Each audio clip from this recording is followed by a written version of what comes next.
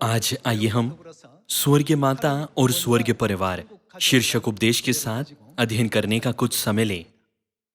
संसारिक प्रणाली स्वर्गीय प्रणाली का एक प्रतिरूप और छाया है।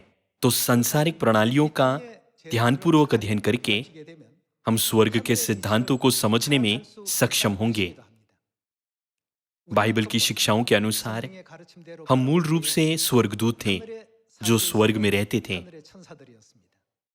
स्वर्ग में स्वर्गदूतों के रूप में हमने परमेश्वर के विरुद्ध पाप किया और पृथ्वी पर निकाल दिए गए। हमने शरीर धारण किया और हमें एक ऐसा जीवन दिया गया जो लगभग 70 या यदि हमारे पास बल है तो 80 साल तक रहता है। लेकिन परमेश्वर ने हम पर दया की और यीशु मसीह के नाम से इस पृथ्वी पर आए। उन्होंने सभी लोगों के पापों को उठाकर क्रूस पर अपना लहू बहाया और हमारे उन सभी पापों को क्षमा किया जो हमने स्वर्ग में किए थे। क्या उन्होंने हमें छुटकारे का ऐसा अद्भुत अनुग्रह नहीं दिया? जब हम इस मामले को करीब से देखते हैं तो हम जान सकते हैं कि क्योंकि हम मूल रूप से परमेश्वर के बेटे और बेटियां थे, इसीलिए हम परमेश्वर को पिता कह सकते हैं। लेकिन ये आश्चर्य की बात है कि समुद्र के किनारे के रेत के समान कई चर्च माता परमेश्वर को नहीं खोजते, भले ही वे परमेश्वर को पिता कहकर पुकारते हैं। इस दुनिया का सिद्धांत जिसे परमेश्वर ने बनाया वो इस तरह है कि सभी जीव अपनी माताओं के द्वारा आता है। ये परमेश्वर की इच्छा से था कि दुनिया इस तरह से सृजी जाए। इसीलिए हमारी आत्मिक और अनंत माता का भी स्वर्ग में अस्तित्व होना चाहिए। कई वैज्ञानिक आश्चर्य करते हैं ये जीवन हमें कैसे दिया गया है और ये कहां से शुरू होता है। विभिन्न वैज्ञानिक अध्ययनों के माध्यम से उन्होंने निष्कर्ष निकाला है कि जीवन की शुरुआत केवल एक माता से होती है। विज्ञान दिखाता है कि सभी मनुष्यों में माइटोकॉन्ड्रिया होता है जो उन्हें जीवन शक्ति और चलने की क्षमता देता है। केवल माता के माइटोकॉन्ड्रिया का डीएनए उनकी संतान को सौंपा जाता है। इसीलिए यदि माताएं नहीं होती तो न केवल मनुष्य बल्कि इस दुनिया में कोई भी जीवित प्राणी मौजूद नहीं होता। इसीलिए बाइबल शारीरिक परिवार के माध्यम से सिखाती है कि एक आत्मिक परिवार होना चाहिए। इसीलिए हमारा चर्च सिखाता है कि हमें उद्धार पाने के लिए माता परमेश्वर पर विश्वास करना चाहिए। बाइबल हमें सिखाती है कि अनंत स्वर्ग का राज्य और उद्धार हमें तब दिया जाता है जब हमें न केवल पिता परमेश्वर पर बल्कि माता परमेश्वर पर भी पूरा विश्वास होता है। लेकिन इस संबंध में आज चर्च क्या कहते हैं? जब हम माता परमेश्वर का प्रचार करते हैं तो वे कहते हैं क्या ये विधर्म नहीं है? ये आरोप बाइबल को बनाने वाले परमेश्वर को विधर्मी कहने के समान है। इसी कारण से जब परमेश्वर ने मानव जाति को बाइबल दी तो उन्होंने हमारे लिए ये अंतिम अनुरोध छोड़ दिया। आइए हम प्रकाशित वाक्य अध्याय 22 आयत 18 में परमेश्वर का वचन पढ़ें। अध्याय 22 आयत 18 में लिखा है, मैं हर एक को जो इस पुस्तक की भविष्यवाणी की बातें सुनता है गवाही देता हूं। क्या यह पुस्तक बाइबल को नहीं दर्शाती? यदि कोई मनुष्य इन बातों में कुछ बढ़ाए तो परमेश्वर उन विपत्तियों को जो इस पुस्तक में लिखी है उस पर बढ़ाएगा। विपत्तियों को प्राप्त करने का अर्थ है कि वे उद्धार प्राप्त नहीं कर सकते। यदि कोई इस भविष्यवाणी की पुस्तक की बातों में से कुछ निकाल डाले तो परमेश्वर उस जीवन के वृक्ष और पवित्र नगर में से जिसका वर्णन इस पुस्तक में है उसका भाग निकाल देगा। इसका अर्थ है कि यदि हम बाइबल में कुछ भी बढ़ाते हैं या उसमें से कुछ भी निकालते हैं तो हम बचाए नहीं जा सकते और स्वर्ग नहीं जा सकते। हमें परमेश्वर के वचन को वैसे ही स्वीकार करना चाहिए जैसे वो हैं। हम इस दुनिया की रीति रिवाजों, उनके मूल्यों या किसी भी मौजूदा सिद्धांत से बंधे जाकर बाइबल के वचनों की अवहेलना नहीं करनी चाहिए। फिर आइए हम इब्रानियों अध्याय 8 पर जाकर सांसारिक प्रणालियों और स्वर्गीय प्रणालियों के बीच के संबंध को देखें।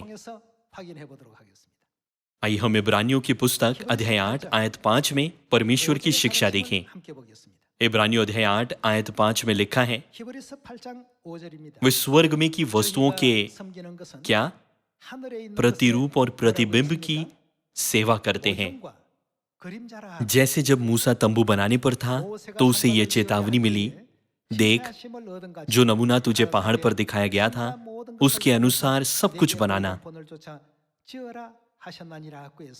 जब मूसा तंबू का निर्माण करने पर था तो परमेश्वर ने पहले उसे एक दर्शन के द्वारा स्वर्गीय मंदिर दिखाया और परमेश्वर ने उसे स्वर्गीय मंदिर के प्रतिरूप के रूप में पृथ्वी पर तंबू बनाने के लिए कहा। पृथ्वी पर बना तंबू उसका एक प्रतिरूप और छाया है जो स्वर्ग में है। केवल संसारिक तंबू ही स्वर्ग में मौजूद वस्तु का प्रतिरूप और छाया नहीं है। अब आइए हम स्वर्गीय परिवार के बारे में अधिक विस्तार से समझें। प्रकाशित वाक्य की पुस्तक अध्याय 4 और रोमियो की पुस्तक अध्याय 1 दोनों में लिखा है कि इस पृथ्वी पर कुछ भी परमेश्वर की इच्छा के बिना नहीं बनाया गया था। हर चीज को एक विशिष्ट अर्थ के साथ बनाया गया था। बाइबल की शिक्षाओं का पालन करते हुए हम परमेश्वर को पिता परमेश्वर कहते हैं और विश्वास में एक दूसरे को भाइयों और बहनों के रूप में मानते हैं। इस तरह परमेश्वर हमें आत्मिक दुनिया में हमारे संबंध के बारे में सिखाते हैं। फिर आइए हम परिवार प्रणाली के सदस्यों के बारे में सोचें। एक पिता होता है, बच्चे भी हैं। वहां और कौन होता है? एक माता होती है। एक परिवार जो इन सभी सदस्यों से बना है एक पूर्ण परिवार माना जा सकता है।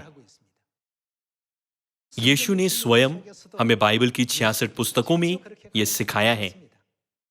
इसीलिए आज सबसे बढ़कर हमें परिवार प्रणाली को स्पष्ट रूप से समझना चाहिए।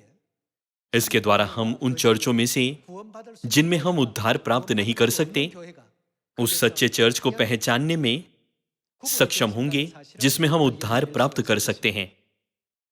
सबसे पहले आइए हम ये देखने के लिए कि क्या स्वर्ग में पिता हैं जैसे इस पृथ्वी पर हमारे पास मानव पिता हैं। इब्रानियों अध्याय 12 पर एक नजर डालें। आइए हम इब्रानियों की पुस्तक अध्याय 12 आयत 9 पर जाएं। अध्याय 12 आयत 9 में लिखा है, फिर जबकि हमारे किस तरह के पिता, शारीरिक पिता भी हमारी ताड़ना किया करते थे और हमने उनका आदर किया, तो क्या आत्माओं के पिता के और भी अधीन न रहें जिससे हम जीवित रहें। बाइबल हमें स्पष्ट रूप से सिखाती है कि हमारे पास हमारी आत्माओं के पिता हैं, जैसे हमारे पास हमारे मानव पिता हैं जो एक प्रतिरूप और छाया के रूप में कार्य करते हैं। यदि आप शब्दकोश में पिता शब्द का अर्थ देखें तो यह बताता है कि पिता एक ऐसा मनुष्य है जिसके पास एक संतान होती है। तब क्या इसका मतलब यह नहीं है कि परमेश्वर के बेटे और बेटियां हैं जो उन्हें पिता कह सकते हैं? भले ही कोई व्यक्ति 60 या 70 वर्ष का हो जाता है, लेकिन यदि उसके पास संतान नहीं है तो वो पिता नहीं बन सकता। इसका मतलब है कि उसके पास एक संतान होनी चाहिए। तब क्या बाइबल कहती है कि हम जो परमेश्वर पर विश्वास करते हैं उनकी संतान हैं? आइए हम दूसरा कोरिन्थियों अध्याय 6 खोलें। आइए हम अध्याय 6 आयत 17 पर एक नजर डालें।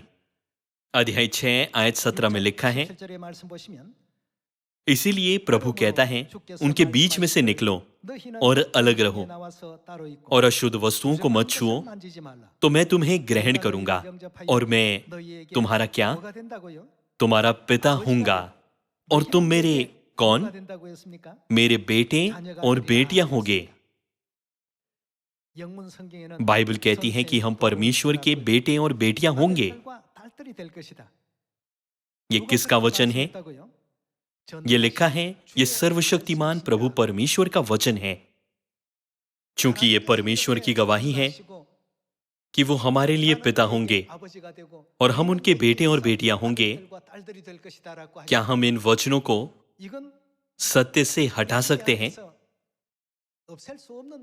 कदापि नहीं। यदि ये किसी मनुष्य ने कहा होता तो उसका सिद्धांत गलत हो सकता है या त्रुटिपूर्ण हो सकता है, लेकिन ये परमेश्वर के वचन और उनकी शिक्षा है। इसीलिए परमेश्वर ने कहा, बाइबल में कुछ भी न बढ़ाएं और न ही उसमें से कुछ निकालें। हमें स्वर्गीय परिवार प्रणाली के बारे में बताने के लिए, जो हमारा आत्मिक संबंध दिखाती है, परमेश्वर ने पृथ्वी को स्वर्ग में जो कुछ है उसके एक प्रतिरूप और छाया के रूप में बनाया है। इस प्रकार एक पिता है और उसके बेटे और बेटियां हैं, लेकिन एक परिवार के पूर्ण होने के लिए एक माता का होना आवश्यक है। फिर भी आज हमारे आसपास के कई चर्चों को देखें। क्या कोई चर्च है जो कहता है तुम्हें उद्धार पाने के लिए माता परमेश्वर पर विश्वास करना चाहिए? वे पिता परमेश्वर को खोजते हैं, लेकिन माता परमेश्वर को नहीं। ये वास्तव में आश्चर्यजनक और अजीब है। यदि बाइबल में नहीं है तो हमें माता परमेश्वर पर विश्वास करने की आवश्यकता नहीं है, लेकिन परमेश्वर ने पहले ही बाइबल में इसे स्पष्ट कर दिया है। हमारा स्वर्गीय परिवार संसार के लोगों से अलग है। वे रविवार की आराधना करते हैं, लेकिन हम शनिवार को सबत मनाते हैं। वे क्रिसमस मनाते हैं, लेकिन हम फसह मनाते हैं। संसार के चर्चों और हमारे चर्च के बीच बहुत बड़ा अंतर है। सभी लोगों, मान लीजिए कि किसी राज्य के राजा ने कुछ करने का आदेश दिया है, क्या इसे शाही आदेश नहीं माना जाएगा? यदि कोई राजा की आज्ञा में कुछ बढ़ाता या उसमें से कुछ निकालता है तो उसकी सजा क्या होगी? ऐसे व्यक्ति को विद्रोही कहा जाता है। यह एक गंभीर पाप है। बाइबल की 66 पुस्तकों के सभी वचन शाही आज्ञाओं के समान हैं। हमें उनमें कुछ भी नहीं बढ़ाना या घटाना नहीं चाहिए। परमेश्वर ने बाइबल की 66 पुस्तकों में कहा है कि जैसे हमारे पास मानव पिता माता भाई और बहनें हैं, वैसे ही हमारे पास पिता परमेश्वर, माता परमेश्वर और आत्मिक भाई बहन होने चाहिए। आइए हम गलातियों अध्याय 4 में परमेश्वर के वचन के द्वारा इसे समझें। आइए हम गलातियों अध्याय 4 पर जाएं। अध्याय 4 आयत 26 में लिखा है, पर ऊपर अर्थात स्वर्ग में कि यरूशलेम स्वतंत्र है, और वो कौन है? वो हमारी माता है। यहां माता शब्द से पहले हमारी शब्द किसे दर्शाता है? क्या वे संतान नहीं है जो इस माता को हमारी माता कहते हैं? आज संसार में कई चर्च और कई ईसाई हैं, लेकिन क्या वे माता परमेश्वर पर विश्वास करते हैं?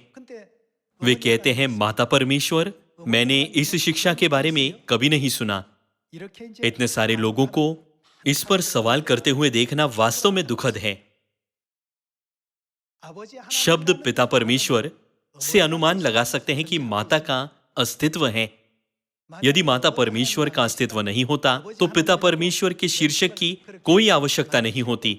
हम परमेश्वर को केवल परमेश्वर कह सकते हैं। चूंकि परमेश्वर ने समझाया कि सांसारिक प्रणाली स्वर्ग में की प्रणाली का प्रतिरूप और छाया है, इसीलिए हमें सांसारिक परिवार प्रणाली के द्वारा स्वर्ग परिवार प्रणाली को समझना चाहिए। इसके बारे में सोचिए, वो कौन होगा जो किसी के लिए मर सकता है? माता पिता आमतौर पर अपने बच्चों के लिए बलिदान करते हैं, लेकिन ऐसे बहुत से लोग नहीं हैं जो दूसरों के लिए बलिदान करते हैं। परमेश्वर के लिए मनुष्य कौन है कि परमेश्वर के लिए अत्यंत दर्दनाक पीड़ा से गुजरने और क्रूस पर मरने तक भी उनसे प्रेम करना संभव है? वे परमेश्वर की संतान हैं,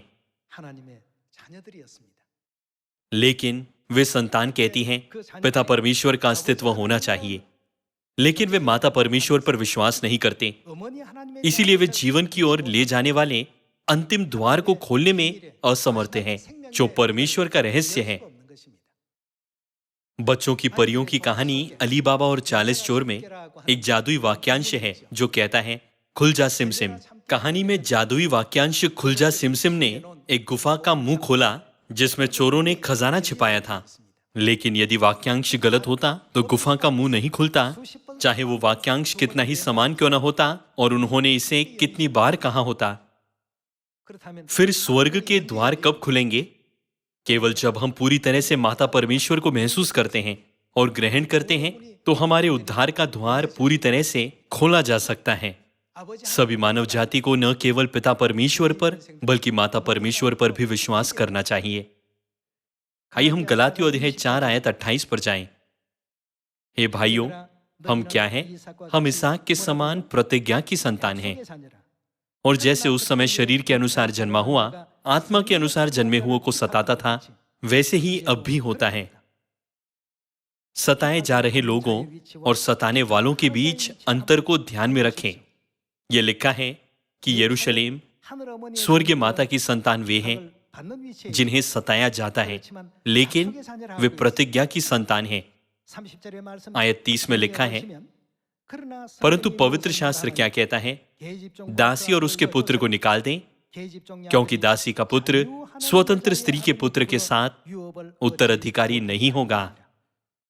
इसीलिए हे भाइयों, हम दासी के नहीं परंतु स्वतंत्र स्त्री की संतान हैं।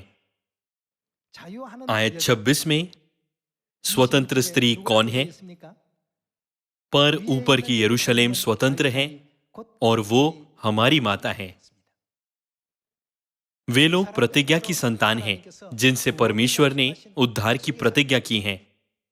इन दिनों कई चर्च और लोग हैं जो परमेश्वर पर विश्वास करने का दावा करते हैं, लेकिन ये अजीब बात है कि वे माता परमेश्वर को नहीं खोजते।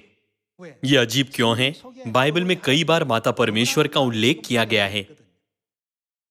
मूल इब्रानी बाइबल में परमेश्वर को कभी कभी एक वचन संज्ञा के साथ, लेकिन मुख्य रूप से बहुवचन संज्ञा के साथ, अर्थात एलोहिम शब्द के साथ वर्णित किया गया था। बाइबल के मूल पाठ ने लगभग 2500 बार गवाही दी कि हमारे पास पिता परमेश्वर और माता परमेश्वर भी है। जब हम लोगों से कहते हैं माता परमेश्वर पर विश्वास करो, तो लोग सोचते हैं कि हम एक अजीब संगठन से आए हैं। वास्तव में संसार की शुरुआत से यह सबसे बुनियादी शिक्षा रही है जिसे परमेश्वर ने अब्राहम, इसहाक, याकूब और मूसा के समय में भी सिखाया था। चूंकि उनके पास ये बुनियादी शिक्षा नहीं है, इसीलिए वे परमेश्वर की व्यवस्थाओं और नियमों को बहुमूल्य नहीं मान सकते। परमेश्वर ने कहा बाइबल में न तो कुछ बढ़ाना और ना ही घटाना, लेकिन वे कहते हैं परमेश्वर प्रेम है।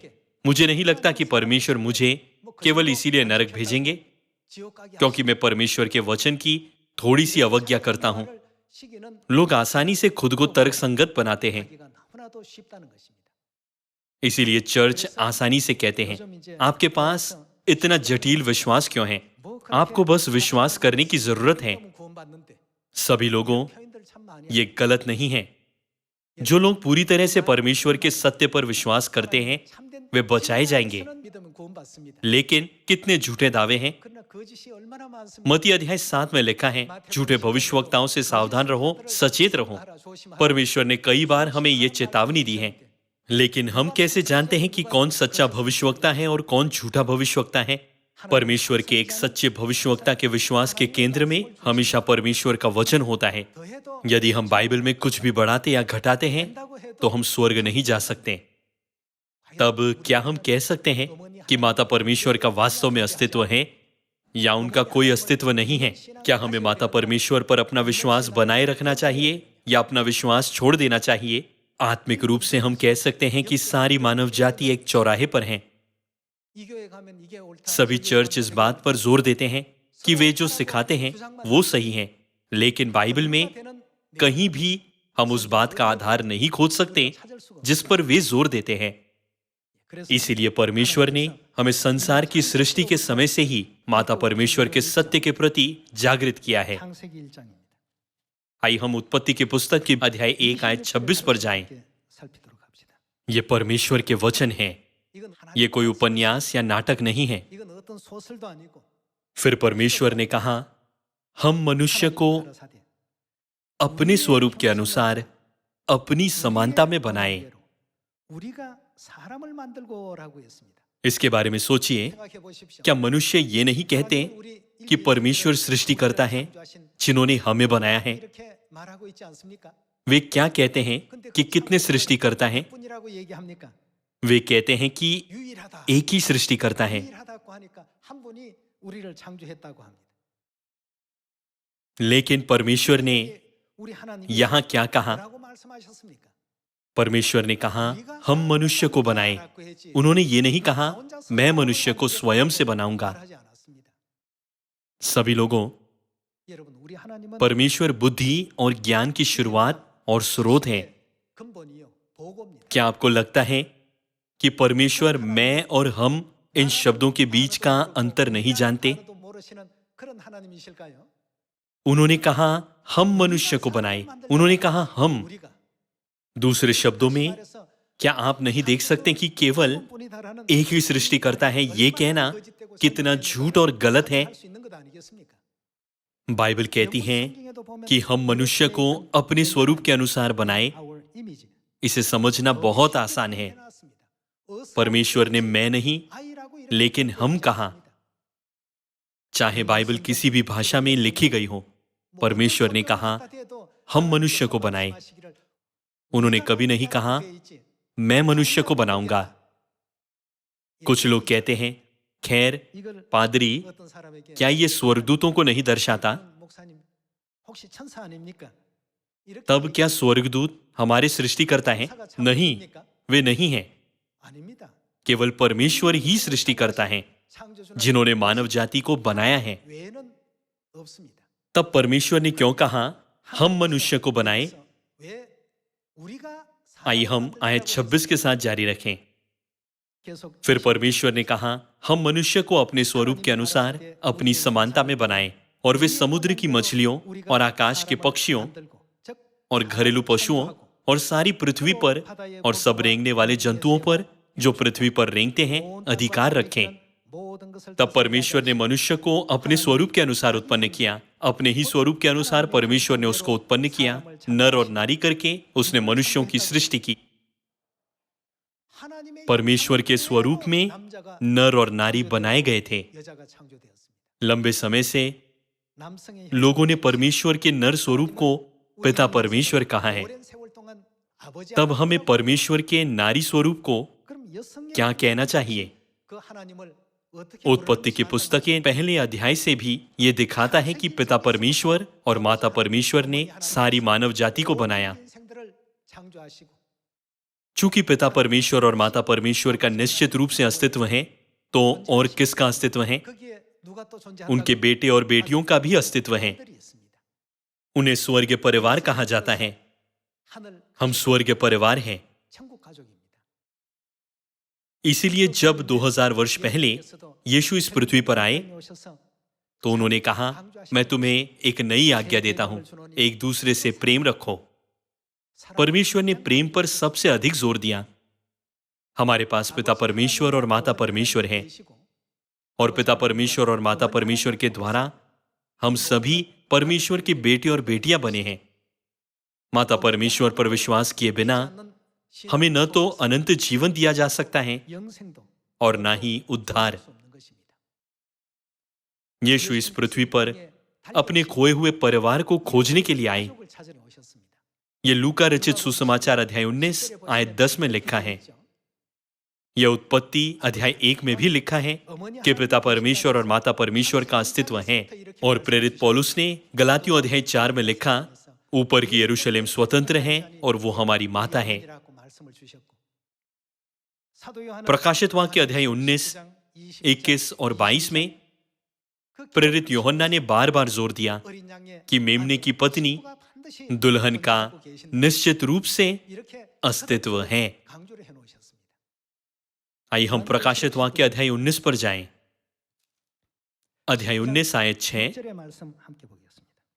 फिर मैंने बड़ी भीड़ का सा और बहुत जल का सा शब्द और गर्जन का सा बड़ा शब्द सुना, हालेलुया, क्योंकि प्रभु हमारा परमेश्वर सर्वशक्तिमान राज्य करता है।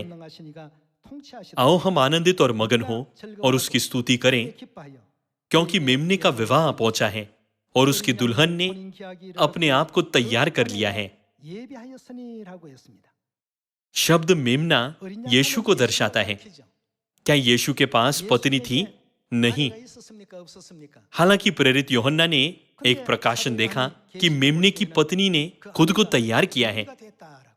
इसका मतलब है कि पूरी दुनिया के लिए उनके बारे में जानने का समय आ गया है। आइए हम मेमने की पत्नी के बारे में समझने के लिए प्रकाशित वाक्य अध्याय 21 आयत 9 देखें। फिर जिन 7 स्वर्गदूतों के पास 7 अंतिम विपत्तियों से भरे हुए 7 कटोरे थे, उनमें से एक मेरे पास आया और मेरे साथ बातें करके कहा, इधर आ, मैं तुझे दुल्हन अर्थात मेमने की पत्नी दिखाऊंगा। स्वर्गदूत ने प्रेरित यूहन्ना से कहा, मैं तुझे मेमने की पत्नी दिखाऊंगा। एक स्वर्गदूत वो है जो परमेश्वर के दूत कार्य करता है, इसीलिए स्वर्गदूत कभी झूठ नहीं बोलते। आइए हम आयत 10 देखें। तब वो मुझे आत्मा में एक बड़े और ऊंचे पहाड़ पर ले गया और उसने क्या दिखाया?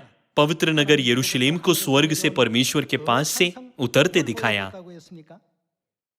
उसने कहा, मैं तुझे मेमने की पत्नी दिखाऊंगा, और उसे यरूशलेम दिखाया। आइए हम ये समझने के लिए कि यरूशलेम का आत्मिक रूप से क्या अर्थ है, गलातियों अध्याय 4 पर वापस जाएं, जिसे हमने पहले पढ़ा था। गलातियों अध्याय 4, गलातियों की पुस्तक अध्याय 4 आयत 26। पर ऊपर की यरूशलेम मेमने की पत्नी स्वतंत्र है, और वो हमारे लिए कौन है? वो हमारी माता है। आइए हम प्रकाशित वाक्य अध्याय 22 आयत 17 देखें। आत्मा और दुल्हन दोनों कहती हैं। प्रकाशित वाक्य अध्याय 19 कहता है मेमना और मेमने की पत्नी, और प्रकाशित वाक्य अध्याय 21 कहता है मेमना और दुल्हन, और प्रकाशित वाक्य अध्याय 22 कहता है आत्मा और दुल्हन। क्या वे सभी एक दूसरे से अलग हैं? वे सभी एक ही है। पवित्र आत्मा पिता परमेश्वर है। तब हमारे लिए हमारे पिता की दुल्हन कौन है? माता। पिता परमेश्वर और माता परमेश्वर ने कहा कि हमें क्या करना चाहिए। परमेश्वर सभी मानव जाति से ये कहते हैं,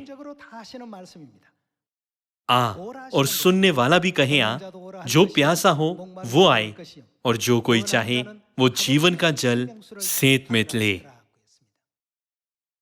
बाइबल की 66 पुस्तकें उत्पत्ति अध्याय 1 में पिता परमेश्वर और माता परमेश्वर के साथ शुरू होती हैं, और प्रकाशित वाक्य अध्याय 22 में हमें पिता परमेश्वर और माता परमेश्वर यानी आत्मा और दुल्हन के पास आने के लिए कहते हुए समाप्त होती है। हमें बाइबल की शिक्षाओं को नजरअंदाज नहीं करना चाहिए या उनसे मन नहीं फिराना चाहिए। आपको इन सभी चीजों को पहचानने में सक्षम होना चाहिए। भले ही माता परमेश्वर का सत्य बाइबल में लिखा गया है, लेकिन ऐसा कैसे है कि दुनिया भर के बाइबल के सभी विद्वान और विशेषज्ञ इसके बारे में नहीं जानते? हम वास्तव में धन्य लोग हैं। हम प्रतिज्ञा की संतान बन गए हैं, जो स्वर्गीय पिता को हमारे पिता और स्वर्गीय माता को हमारी माता कह सकती है। पहला यूहन्ना अध्याय 2 के अनुसार परमेश्वर की प्रतिज्ञा क्या है? वो अनंत जीवन है, और हम वही हैं जिन्होंने वो प्रतिज्ञा प्राप्त की है। कृपया विश्वास कीजिए कि आप यहाँ स्वयं नहीं आए हैं, बल्कि वो परमेश्वर ही हैं जिन्होंने आपको इस स्थान तक पहुंचाया है। हमारे स्वर्गीय परिवार के सदस्य दुनिया भर से एक एक करके सियोन में वापस आ रहे हैं। जब वे सियोन लौटते हैं तो उन्हें सोचने की जरूरत होती है, क्या ये स्वर्ग जाने का मार्ग है? क्या ये मार्ग मुझे परमेश्वर तक ले जाएगा? हमें भी उस पर दस्तक देने की जरूरत है। हमें इसकी पुष्टि करने की आवश्यकता है। किससे? हमें हमेशा बाइबल से इसकी पुष्टि करनी चाहिए। हमें एक जाल में नहीं पड़ना चाहिए, भले ही वो प्रशंसनीय और तार्किक लगे। केवल परमेश्वर का वचन जो हमें उद्धार देता है, हमारा मूल मार्गदर्शक होना चाहिए। चूंकि बाइबल स्पष्ट रूप से माता परमेश्वर की गवाही देती है, तो हमें क्या करना चाहिए? हमें वैसे ही पालन करना और विश्वास करना चाहिए जैसे बाइबल में लिखा गया है। क्या ये परमेश्वर पर विश्वास करने का सबसे अच्छा तरीका नहीं है? मैं आप सभी से परमेश्वर के बेटे और बेटियां बनने के लिए कहता हूं, जो परमेश्वर के वचन का अधिक यत्न से अध्ययन करके परमेश्वर की महिमा को प्रदर्शित कर सकते हैं, ताकि पवित्र आत्मा की आशीषें दुनिया भर के सियोन में बहुतायत से बह सकें। इसके द्वारा मैं आज के उपदेश को समाप्त करना चाहूंगा। आपका बहुत बहुत धन्यवाद।